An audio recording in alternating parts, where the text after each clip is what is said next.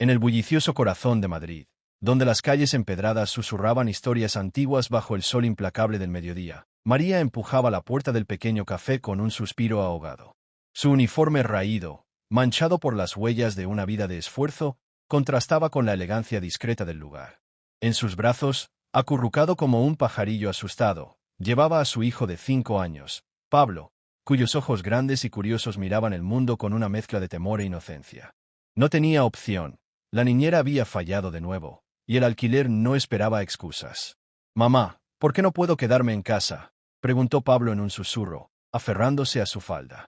María sonrió con esfuerzo, ocultando el nudo en su garganta.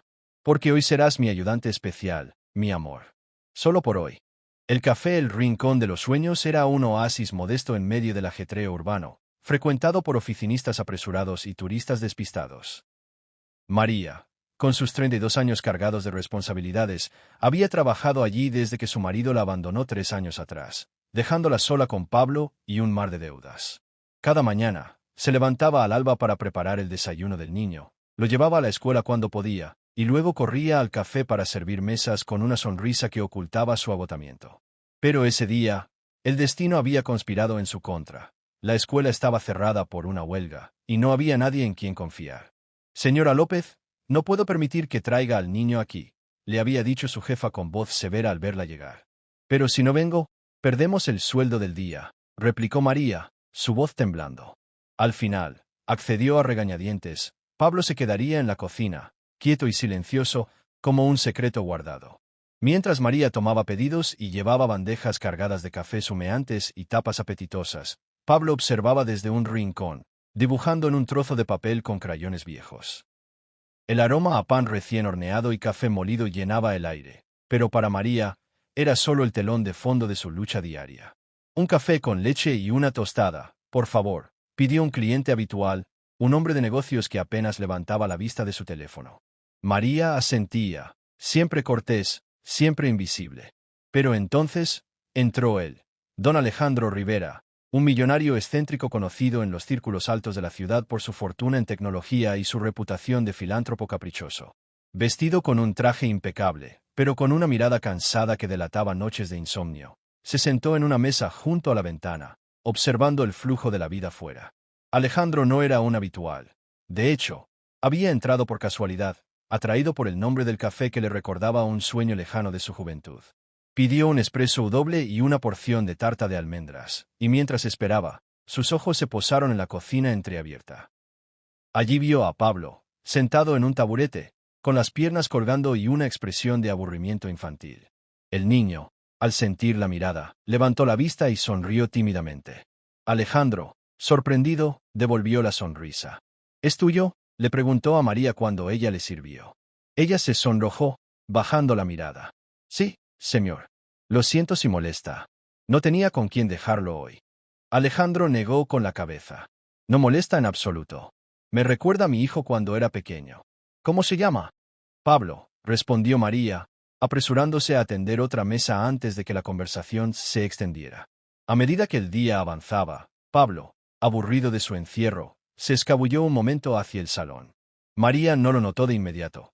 Estaba lidiando con un grupo de turistas ruidosos que pedían explicaciones sobre el menú. Pablo, con su curiosidad innata, se acercó a la mesa de Alejandro, atraído por el brillo de su reloj. «¿Eres rico?», preguntó el niño con la inocencia brutal de los pequeños. Alejandro rió, una risa genuina que no había emitido en meses.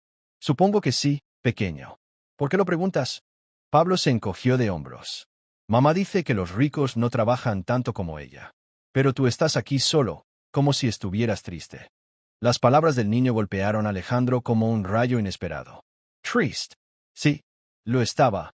Su fortuna lo había aislado, su hijo adulto apenas le hablaba, y su vida era un vacío de reuniones y cifras bancarias.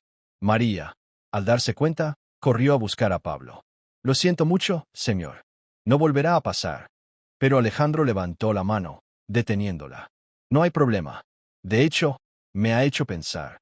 Siéntate un momento, por favor». María dudó, mirando a su jefa que fruncía el ceño desde la barra. «No puedo, señor. Tengo que trabajar». Alejandro insistió con gentileza. «Solo un minuto. Cuéntame tu historia». Con reticencia, María se sentó, y las palabras fluyeron como un río desbordado. Habló de su marido infiel, de las noches sin dormir trabajando turnos dobles, de cómo Pablo soñaba con ser astronauta pero ella apenas podía pagar los libros escolares. Alejandro escuchaba en silencio, sus ojos reflejando un dolor propio. Él, que había construido un imperio desde la nada, recordaba sus días de pobreza en un barrio humilde de Barcelona, donde su madre, una limpiadora, lo llevaba a veces a su trabajo porque no había opciones. El turno de María continuaba, pero Alejandro no se movió de su mesa. Observaba cómo ella se movía con gracia agotada, cómo calmaba a un cliente impaciente con una palabra amable, cómo se agachaba a besar la frente de Pablo cuando podía. En un momento de pausa, Pablo se acercó de nuevo, esta vez con un dibujo, un hombre alto con un traje, sosteniendo una estrella. «Es para ti», dijo el niño, «porque pareces solo, como las estrellas en el cielo». Alejandro tomó el dibujo, y algo se rompió en su interior. Lágrimas inesperadas brotaron en sus ojos. «Gracias, Pablo. Nadie me ha dado algo así en años». María, alarmada, se acercó. «¿Está todo bien, señor?» Él asintió, secándose los ojos. «Me has recordado lo que realmente importa. La familia, la bondad simple». Al atardecer, cuando el café comenzaba a vaciarse, Alejandro se levantó y se acercó a la barra. Pidió la cuenta, pero en lugar de pagar solo su consumo, sacó su chequera. «Señora López», dijo dirigiéndose a la jefa, «quiero comprar este café». Todos se congelaron. María jadeó. «¿Qué?» Alejandro sonrió. «No para cerrarlo, sino para mejorarlo. Y María será la gerente, con un sueldo que le permita cuidar de Pablo sin preocupaciones». La jefa, atónita, balbuceó, «Pero, ¿por qué?» «Porque hoy, este niño y su madre me han dado una lección que mi fortuna no podía comprar. La humildad y el amor son las verdaderas riquezas». María, con lágrimas rodando por sus mejillas, abrazó a Pablo. «No puedo aceptarlo, señor. Es demasiado». Alejandro negó. «Si puedes. Y no es caridad. Es inversión en humanidad. Además, Pablo me ha prometido enseñarme a dibujar estrellas». La noticia se extendió como pólvora. Al día siguiente, el café bullía de curiosos, pero María, ahora al mando, lo transformó en un lugar de comunidad. Talleres para niños, comidas gratuitas para familias necesitadas. Alejandro visitaba a menudo, no como dueño, sino como amigo. Jugaba con Pablo, quien ahora soñaba con estrellas reales, gracias a una beca que Alejandro financió. En las noches tranquilas, María miraba al cielo y susurraba una oración de gratitud.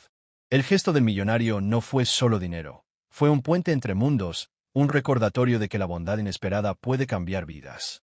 Y así, en un mundo a menudo frío y calculador, la historia de María y Pablo se convirtió en un faro de esperanza. Nos enseña que la verdadera grandeza no reside en las cuentas bancarias, sino en los corazones abiertos. Que un acto de compasión puede encender una cadena de luz, iluminando caminos oscuros. Porque al final, todos somos como estrellas, solos en la vastedad, pero capaces de brillar juntos, creando constelaciones de humanidad que perduran para siempre.